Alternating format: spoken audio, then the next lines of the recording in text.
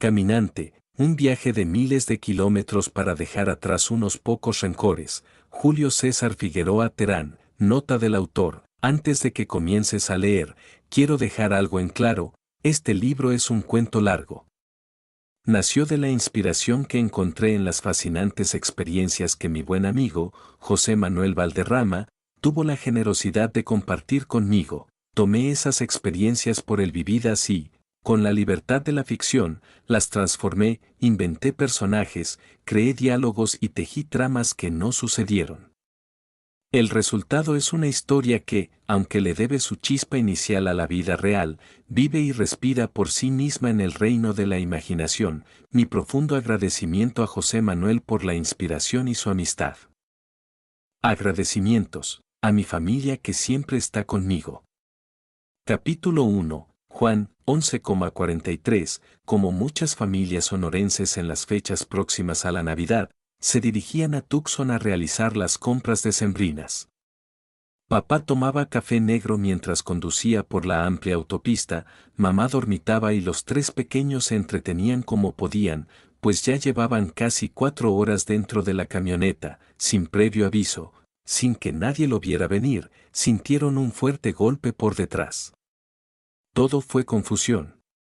En cuestión de segundos, la camioneta zigzagueó de un lado a otro hasta estrellarse contra un auto que iba enfrente, deteniendo por fin su marcha.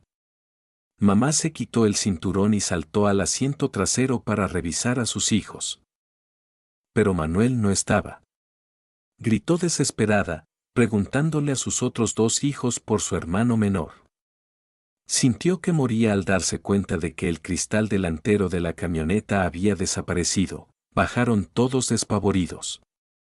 El caos era total, muchos conductores se habían detenido. Papá y mamá buscaban entre los autos hasta que, por fin, vieron el cuerpo del pequeño tendido en el asfalto. El conductor de otro de los autos detenidos llegó corriendo y se identificó como médico. Revisó el cuerpo de Manuel mientras sus padres miraban la escena en estado de shock. Después de comprobar en 2 ocasiones el pulso y la respiración, el médico, aún de rodillas, se volvió hacia los padres y dijo: "Sorry, he's dead". El grito de la mamá fue desgarrador. Empezó a desvanecerse y se sostuvo de su esposo, que estaba congelado. Otro conductor cubrió el cuerpecito con un saco. Los servicios de emergencia no tardaron en llegar, pues el accidente había ocurrido ya en la entrada de Tucson. Los paramédicos subieron el cuerpo a una camilla, retiraron el saco y lo cubrieron con una sábana. De pronto, Manuel se estremeció. Empezó a patalear y a mover los brazos. Lo descubrieron y, para asombro de todos los presentes, el niño se sentó en la camilla. Los rescatistas lo acostaron y lo revisaron nuevamente, limpiaron su sangre, retiraron los fragmentos de vidrio de su carita. No encontraron heridas graves. Al tomar sus signos vitales, para sorpresa general, todo estaba normal. El accidente lo provocó un conductor ebrio. Se inició entonces un tortuoso camino de citatorios en la corte del condado. El caso fue registrado como Lázaro. En una de las tantas citas, al salir, 2 personas se acercaron a la familia. Pidieron respetuosamente hablar con los padres. Los tipos se identificaron como investigadores de una fundación de estudios paranormales y, casi a rajatabla, ofrecieron una fuerte suma de dinero a cambio de que les permitieran realizar una serie de estudios al niño. Los padres no lo pensaron ni un segundo para negarse. El tiempo pasó. La infancia de Manuel transcurrió relativamente normal. Era un niño inquieto y quien no tuviera conocimiento de su accidente, tendría como primera impresión que se trataba de un niño simplemente desobediente. Capítulo 2. La bicicleta. La adolescencia llegó. Se convirtió en un joven un poco introvertido que dedicaba mucho tiempo a leer. Cada que podía, ayudaba a su padre con actividades de su negocio, pero era poco lo que convivía con él. Una noche, después de estar despierto 3 días leyendo libros de derecho, la carrera universitaria que estudiaba, se quedó completamente dormido. Su madre despertó al escuchar que la puerta de la casa se abría. Bajó y alcanzó a ver a Manuel saliendo. Iba sin camisa y descalzo, acompañado del perrito de la familia, balbuceando palabras incoherentes. Caminaba como un sonámbulo, síganme todos. Gritó de repente, su madre corrió al teléfono para pedir ayuda a su otro hijo. Dentro de un rato lo encontraron caminando por en medio de la calle. Su hermano tomó al perro, lo subió al carro y luego convenció a Manuel de subirse también. Al llegar a casa, le dieron un medicamento recomendado por un médico en una consulta telefónica. Después de un rato, se quedó dormido nuevamente y así continuó por 2 días. Al despertar, dijo no recordar nada. El tiempo pasó y todo quedó como una anécdota extraña. Cuando terminó su carrera universitaria no tardó mucho en encontrar trabajo, era sumamente dedicado y aplicado, llegaba temprano, se iba al cerrar la oficina. Eso sí, le encantaba platicar, hablaba con todos de cualquier tema. Un buen día, caminando por un bulevar de regreso a su casa por la tarde-noche, vio pasar a un gran contingente de ciclistas, había bicicletas de todos tamaños y colores, marcas y modelos, cada una de las bicis contaba con una luz blanca al frente y una roja atrás. Aquello parecía una fiesta en movimiento, llamó poderosamente su atención. Cuando los ciclistas hicieron alto en un semáforo, abordó a uno de ellos, le preguntó de qué se trataba ese alboroto. El ciclista sonriendo le informó que solo era una rodada para hacer conciencia a los automovilistas que las bicicletas también son tráfico. Se juntaban todos los jueves al caer la tarde para pasear por diferentes vialidades de la ciudad. El movimiento se hacía llamar masa crítica y era a nivel mundial. Manuel sintió un enorme deseo de participar en esta actividad.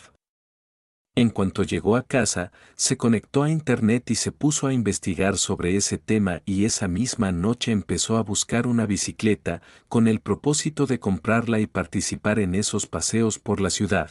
Para el jueves de la semana entrante al salir de su trabajo literalmente corrió a casa, para ponerse short, camiseta y tomar la bicicleta que había comprado el fin de semana. Salió a las calles a buscar el contingente de ciclistas, pedaleó por más de 40 minutos hasta que por fin en una avenida muy transitada los encontró, se incorporó, platicó con cuanto ciclista pudo, rodaron por casi 2 horas, después de la segunda hora el grupo se fue deshaciendo.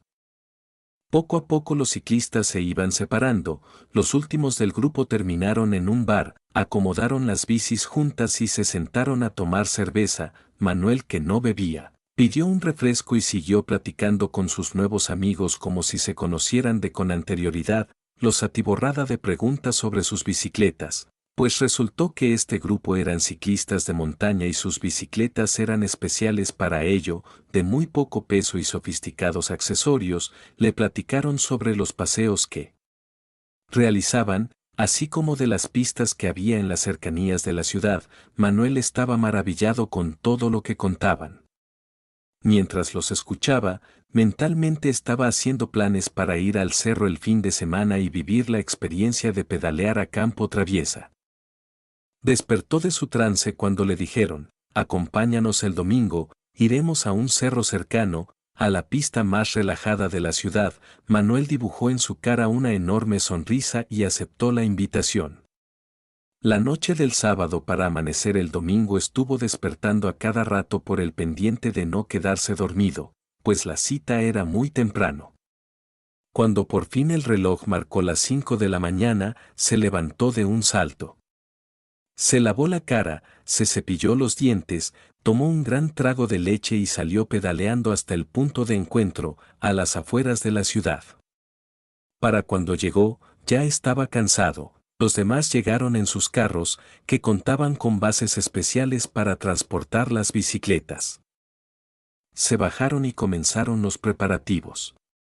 Aquello parecía un ritual. Se quitaron la camiseta y el short, pues portaban jersey de licra debajo, se cambiaron los tenis por zapatos especiales con un clip en la suela para engancharse a los pedales, llenaron sus ánforas con agua y polvos, se colocaron pañuelo, casco, rodilleras, coderas, audífonos y lentes de sol.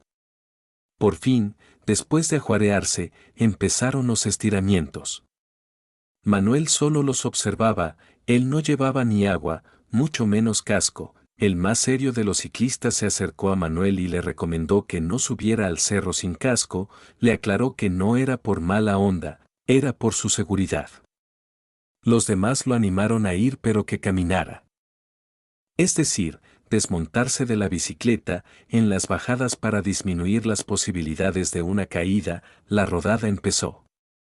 Los experimentados ciclistas pedalearon de lo más liviano posible, no pareciera que estuvieran haciendo mucho esfuerzo, sus piernas se movían mucho pero avanzaban poco, como que aún estaban calentando. El terreno era semiplano. Manuel metió los cambios de la bici a como Dios le dio a entender. Cuando todos dejaron de platicar entre ellos, se escuchó casi al unísono que cambiaron las estrellas de sus bicicletas y empezaron a avanzar. En ese mismo instante Manuel se empezó a quedar atrás. Poco a poco se fueron alejando y no los vio de nuevo, no había manera de perderse.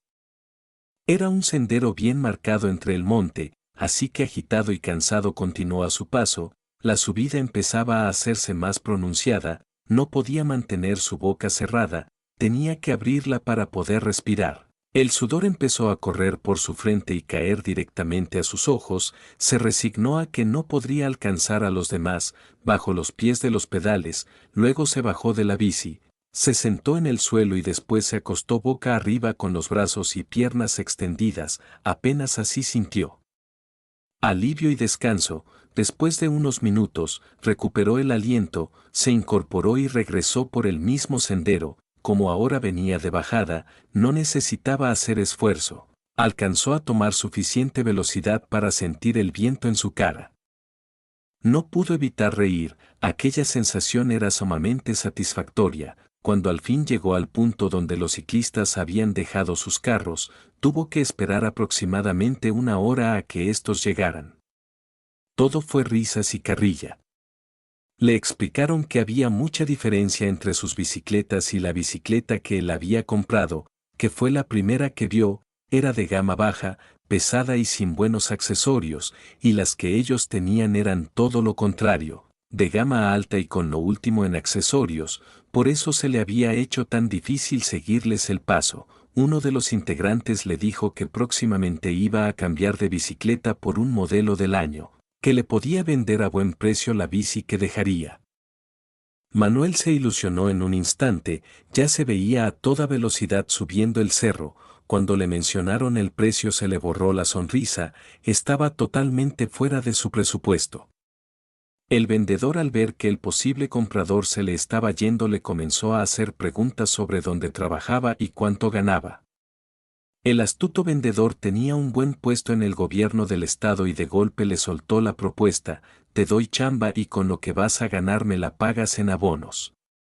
La oferta no podía ser rechazada, así que a partir de la siguiente quincena Manuel se convirtió en empleado de una dependencia estatal, con un puesto de mando medio, un excelente sueldo con el que podría hacer frente a su reciente compromiso.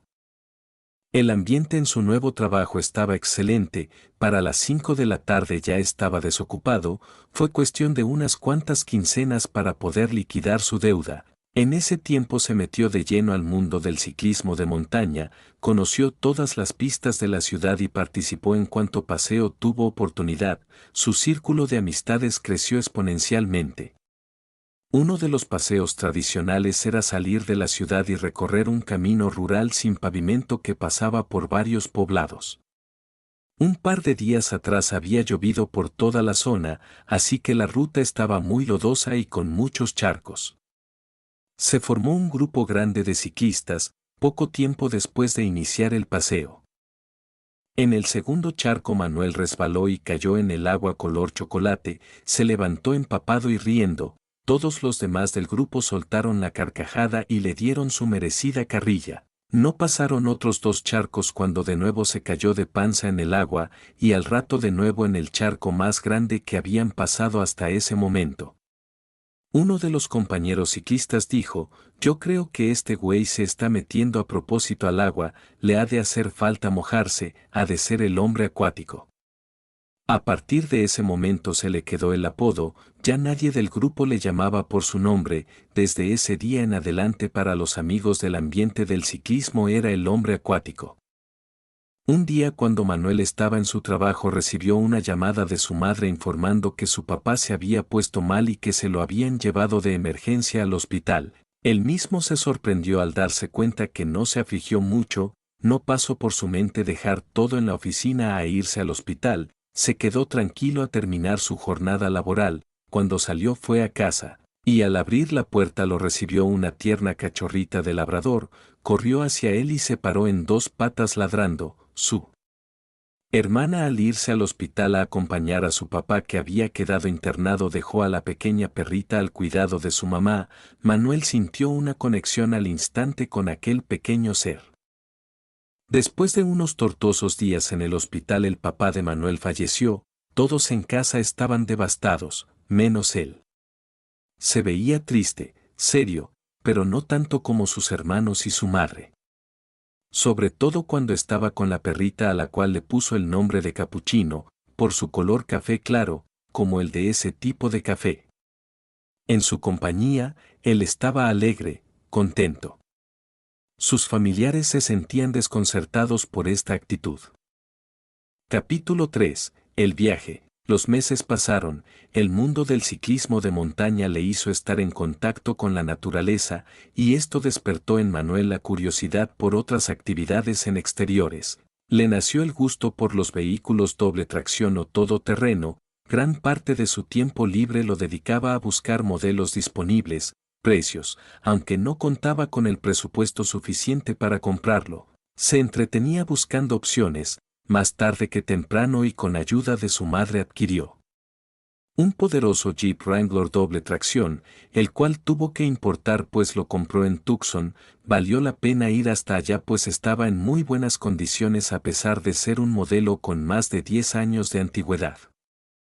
Lo primero que le compró a su Jeep fue un portabicicletas nuevo y mejor que el que utilizaban sus compañeros, después unos faros auxiliares y por último un buen autoestéreo con unas grandes bocinas. La sensación de manejar su Jeep descapotado con su bicicleta en el rack y su música favorita a todo volumen en verdad le daba mucha satisfacción, y la cereza del pastel era llegar a la pista en el cerro y dar la vuelta pedaleando. Al terminar se sentía plenamente feliz y satisfecho. Después tuvo la idea de comprar un kayak para poder remar acompañado de su querida perrita Capuchino. No tardó mucho en poder darse ese gusto. La parte del dinero que a él le tocó, del seguro que dejó su papá al morir se estaba yendo como agua entre las manos. De no ser porque su familia le estaba administrando este recurso solo le hubiera durado un par de meses. Cada fin de semana estaba conociendo un lugar nuevo a las afueras de la ciudad, al cual llegaba con el jeep y ya estando ahí bajaba su bicicleta y seguía conociendo. Un buen día, en un terreno donde había un sembradío vio desde lejos una especie de ramada o refugio, era en forma de domo. De su interior salía lo a que parecía ser humo, se acercó lentamente y en silencio, hasta que pudo escuchar conversaciones provenientes del interior. «Hola», gritó Manuel. La puerta del domo se abrió y le contestaron del interior: «Hola amigo, acércate». Resultó ser un grupo de amigos que realizaban un baño temazcal. Uno de ellos salió y le dio la bienvenida al predio, le explicó que estaban realizando un baño de vapor, una especie de desintoxicación. Por fuera tenían unos leños ardiendo y sobre estos unas piedras. Cuando éstas estaban ya muy calientes las metían dentro, al centro del domo o temazcal, donde había un agujero en la tierra. Sobre las piedras calientes vertían aceites aromáticos y agua, lo cual generaba vapores que inhalaban y se impregnaban en la piel. El domo o temazcal estaba elaborado con unas varas largas curvadas y atadas entre sí para formar arcos que en conjunto daban la apariencia de domo y después cubiertas por ramas de hojas verdes. Después de mucho sudar y desintoxicarse, uno de los integrantes se quedaba dentro del temazcal y fumaba hierbas medicinales. El que quisiera quedarse dentro era bienvenido. A Manuel todo aquello le parecía fascinante, no paraba de hacer preguntas. Le hablaron de viajes astrales, de retrospección y otros temas metafísicos. Como si fuera un amigo de toda la vida, lo invitaron a integrarse la próxima vez. Y, como hacía con todo lo nuevo últimamente, Manuel aceptó. La semana transcurrió muy rápido. Manuel se la pasó pensando en la experiencia que estaba por vivir, le daba un poco de miedo y a la vez le emocionaba. El sábado por la mañana estuvo en el lugar de la cita muy temprano, antes que el grupo llegara, se alegró mucho al escuchar que se aproximaba un carro. Eran ellos, todos aún traían cara de dormidos, pero una buena vibra, de buen humor, iniciaron la fogata para poner a calentar las piedras. Dos de ellos se metieron al temazcal a barrer el suelo y sacar las hojas secas. Otro más encendió un cigarro que se veía algo extraño, estaba mal hecho, arrugado y mal formado, el olor del humo era horrible, por suerte se alejó del grupo a fumar en paz. Por fin llegó el momento de iniciar con el baño de vapor. Una vez dentro se sentaron todos en el suelo con las piernas cruzadas alrededor del pequeño agujero del centro. El último del grupo empezó a meter una a una las piedras que ya estaban muy calientes. La temperatura dentro del temazcal subió mucho de inmediato. Todos empezaron a sudar. De una pequeña botella de vidrio vertieron solo unas gotas de aceite o esencia sobre las piedras. De inmediato generó un poco de vapor con olor a eucalipto. Vertieron un poco de agua sobre la misma piedra que habían caído el aceite y se generó más vapor. Esa operación se repitió varias veces, con distintos aromas, todos muy agradables. Para ese momento todos estaban ya empapados en sudor. Otro de los integrantes del grupo encendió una veladora y todos guardaron silencio. Manuel entendió que se debía relajar, concentrar o meditar, dejarse llevar. Cuando la sensación de calor empezó a bajar, al enfriarse un poco las piedras, uno a uno volvieron en sí. Totalmente relajados. Le aclararon a Manuel que encenderían un incienso especial, si quería podía quedarse o salir. Entre la ingenuidad de no entender a qué se referían y la curiosidad, decidió quedarse. Sacaron otro de los cigarros extraños, lo encendieron y al instante se penetró de un horrible olor. Se pasaron uno a uno el cigarro para probarlo. Cuando le tocó el turno a Manuel, él dijo, paso, tenía un olor muy desagradable. Para cuando todos habían probado al menos 2 veces, a Manuel ya no le parecía tan desagradable el olor.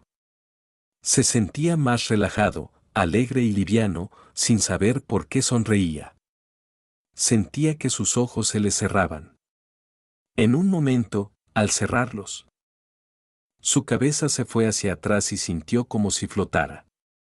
Un sudor frío lo invadió, de pronto estaba flotando. Podía ver el monte desde arriba. Se elevó más y más. Cuando estuvo entre las nubes, sintió como si su cuerpo se empapara de agua fría. Empezó a volar a voluntad, a toda velocidad entre un mar blanco. Las nubes se despejaron y vio montañas. Siguió volando y entonces vio las ruinas de Machu Picchu. Sintió un frío intenso y se desplomó en caída libre. Cerró los ojos esperando el golpe. Seguía cayendo. Se armó de valor, los abrió y de pronto ya estaba de vuelta en el temazcal. Tengo que ir a Perú. Dijo en voz alta, sus compañeros ni se inmutaron. Al parecer, estaban acostumbrados a ese tipo de regresos.